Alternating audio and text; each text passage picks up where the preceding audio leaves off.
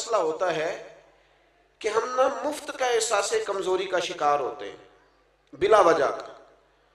ہمارے ایک بزرگ تھے، وہ فرمایا کرتے تھے کہ بھائی اگر تمہیں کوئی بندہ مولوی صاحب کہے تو پریشان نہیں ہونا، اس کو باعث فخر سمجھنا ہے۔ بعض لوگ پریشان ہو گئے میں نے تو میرا مولوی نہ سمجھی، وہ کہتے تھے اسے کہا کرو نہیں تو مینوں سمجھی میں مولوی ہوں۔ اس میں کمزوری والی کون سی بات ہے؟ اسے اپنی عزت کا احترام کا پتہ ہونا چاہیے، اسے پتہ ہونا چاہیے اللہ نے اسے کیا اعزاز عطا کیا ہے۔ تو بندہ مومن اللہ تبارک و تعالیٰ نے اسے بڑے اعزازات سے نوازا ہوتا ہے۔ یہ تو کلمہ پڑھ لیتے ہیں نا، جب کلمہ تو پھر اس کی شان یہ بن جاتی ہے کہ کنتم خیر امت، کلمہ پڑھتے ہی اللہ تعالیٰ اسے ساری امتوں پر اعزاز عطا فرما دیتا ہے۔ ہم نہ اس بات کو سمجھنے کو تیار نہیں ہوتے۔ میں نے دیکھا ہے صرف غریب آدمی ہی امیر سے مرعوب نہیں ہوتا، وزیروں کو مرعوب ہوتے دیکھا ہے۔ یہ کہاں سے آ گیا جی؟ یہ برطانیہ سے آ گیا ہے۔ یہ کہاں سے آ گیا؟ یہ امریکہ سے آ گیا ہے۔ وہ ہمارے ہاں نا لوگ مسئلہ بھی پوچھتے ہیں، کوئی بیچارہ غریب عیسائی ہو نا کبھی تو لوگ مسئلہ پوچھتے ہیں کہ سانیہ نال کھانا جائز ہے؟ تو میں کہنا جی امریکہ دا صدر سائی آ جائے پاکستان تو پھر نہیں تساں کدی مسئلہ پوچھا کبھی کسی نے؟ وہاں تو سارے بیٹھے ہوتے ہیں، حضرت مسکرا رہے، آپ غور کریں بات پہ، وہاں جو مولوی مفتی مشیر ہوتے ہیں وہ بھی ساتھ بیٹھے ہوتے ہیں۔ کبھی کسی نے پوچھا ہے کیا جائز ہے؟ کہ اس کا مطلب ہے فتوے میں بھی فرق ہے کہ غریب ہو تو فتویٰ اور ہے اور امیر ہو تو معاملہ ذرا اور ہے۔ آپ میری بات کو سمجھیں کہ مرعوب ہو جانا، کسی کے رعب کا شکار ہونا، اس سے ذرا اوپر اٹھے۔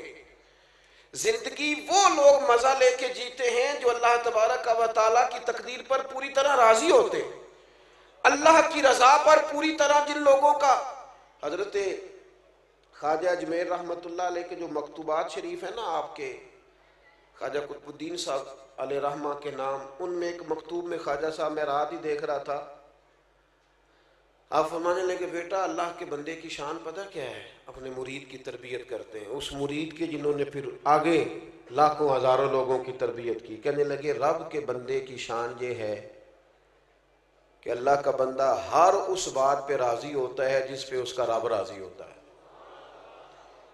حضرت ابراہیم ابن ادھم نے ایک دفعہ کہا تھا نا دنیا میں جو کچھ ہو رہا ہے میری مرضی سے ہو رہا ہے، تو ہر بندے کا ہاضمہ ٹھیک نہیں ہوتا۔ بعض لوگ پریشان ہو گئے، کہنے لگے بابا سارا کچھ تیری مرضی سے ہو رہا ہے؟ یہ بہت بڑی بات کر دی، سارا کچھ یہ کیسے؟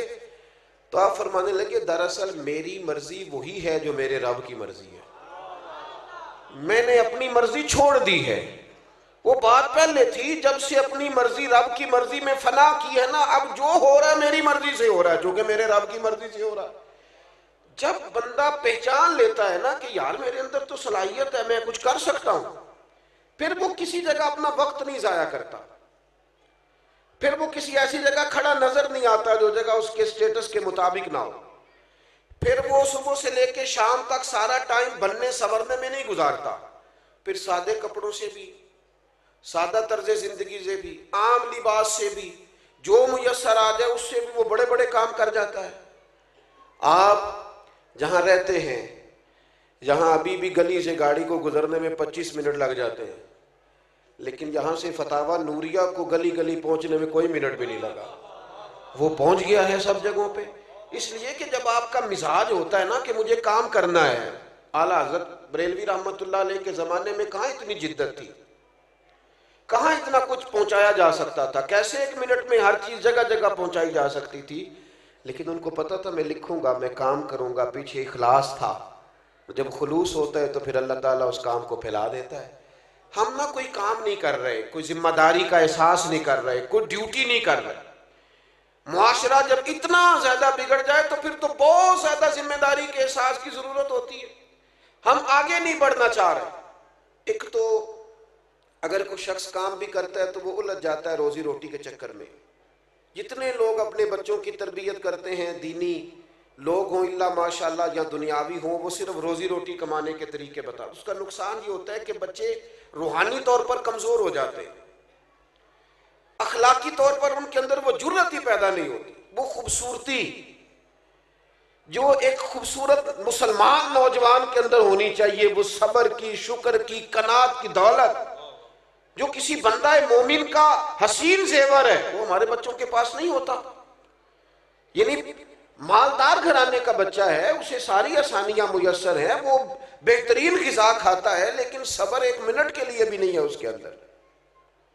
وہ اگر اسے وقت پہ کھانا نہ ملے تو وہ مہنگا موبائل توڑ دیتا ہے، وہ گھر کا ٹی وی توڑ دیتا ہے. کیوں؟ اس لیے کہ اسے سارا کچھ سکھایا گیا ہے، صبر، قناعت اور حوصلہ. وہ تو لاڈلا سمجھ کے اس کے ساتھ وقت گزار رہا ہے، لیکن اس کی بیوی کہتی ہے کہ کاش اسے کچھ تھوڑے اور طریقے بھی بتائے جاتے، کچھ اور سلیقے بھی سکھائے جاتے. دنیا میں سب سے زیادہ پیار رسول کریم علیہ السلام نے کیا ہے اپنی شہزادیوں کے ساتھ، اور سیدہ پاک چھوٹی تھیں تو سب سے زیادہ محبت حضرت فاطمہ الزہرا کے ساتھ فرمائی ہے. لیکن آپ پڑھ لیں تاریخ، دیکھ لیں کتب احادیث، صحیح حدیث میں ملے گا. حضرت فاطمہ الزہرا رضی اللہ تعالی عنہ نے جب آ کے عرض کیا یا رسول اللہ صلی اللہ تعالی علیہ وسلم، یہ مقدس ہاتھوں پہ چھالے چکی پیس پیس کے پڑ گئے، اور اگر ایک کنیز مل جائے، غلام مل جائے تو کام کاج میں میرا ہاتھ بٹائے گا، اور آئی اس دروازے سے پر ہیں جس سے کبھی کوئی خالی گیا ہی نہیں. یا رسول اللہ صلی اللہ تعالی علیہ وسلم، غلام مل جائے تو؟ قریب نے کیا جواب دیا؟ فرمایا غلام تو ہیں پر مدینے کے غریبوں کے لیے رکھے گئے ہیں، آپ کو تحفہ دیتے ہیں. یا رسول اللہ فرمائیے. فرمایا 33 بار سبحان اللہ پڑھا کرے. صحیح بتاؤ، صحیح ابا جی کا حق نہیں بنتا بیٹی کو وظیفہ بتانے کا؟ اماں کا حق نہیں بنتا انہیں وظیفے پہ لگانے کا؟ کیا ان کی ذمہ داریوں میں یہ شامل نہیں ہے کہ ان کو کسی روحانی کام لگایا جائے؟ کبھی کبھی کہیں پتر دل بڑا کرتا ہے مجھے درود تاج تو سنا. کبھی طبیعت کیا ہمارے ذمے نہیں لگایا تھا حضور نے کہ اپنی اولاد کو میری محبت سکھانا، میری اولاد کی محبت سکھانا، قرآن پاک کی تعلیم سکھانا؟ رسول کریم علیہ السلام نے کہا فاطمہ 33 بار سبحان اللہ پڑھا کریں، 33 بار الحمدللہ پڑھا کریں، 34 بار اللہ اکبر کہا کریں. جب بھی تسبیح ختم ہوگی اللہ غلام آزاد کرنے کا ثواب عطا کرے گا.